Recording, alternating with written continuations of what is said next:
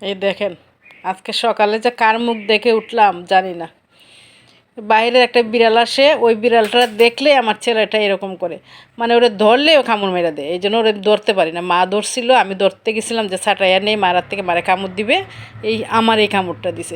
এই যে আমার ছেলে, এই যে এই যে এই যে ভদ্র বেশি দুষ্ট ছেলে। এই যে দেখেন কত ভদ্র, এখন কিছু চিনে না, এখন কিচ্ছু চিনে না, কিচ্ছু চিনে না। ও আমার এই হাতে 3বার, এই নিয়ে 3বার কামড় দিচ্ছে এই জায়গাতে। আমি এই জায়গায় এই আঙ্গুলটা না বেশি একটা নাড়াতে পারি না, এই কাজ করতে পারি না, এরকম মুট করতে পারি না।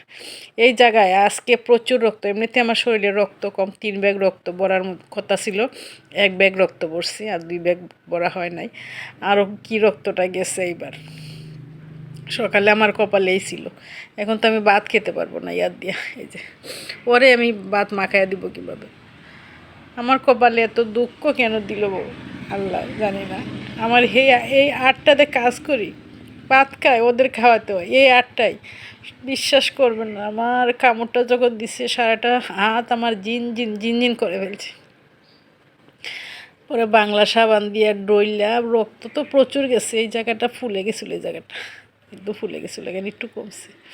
কী করবো বলেন? এখন আমি কি মেরে ফেলবো ওকে, নাকি বিদায় করে দিব? কিছু করতে পারি না। কত কামড় দিছে আমাকে, কত আশ্রা দেয়, কিন্তু ওরে তো আমি ফেলে দিতে পারি না। আমার 2টা সন্তান হারায়া একটা আছে। ওরা 3 ভাই বোন ছিল, একজন আছে আমার কাছে।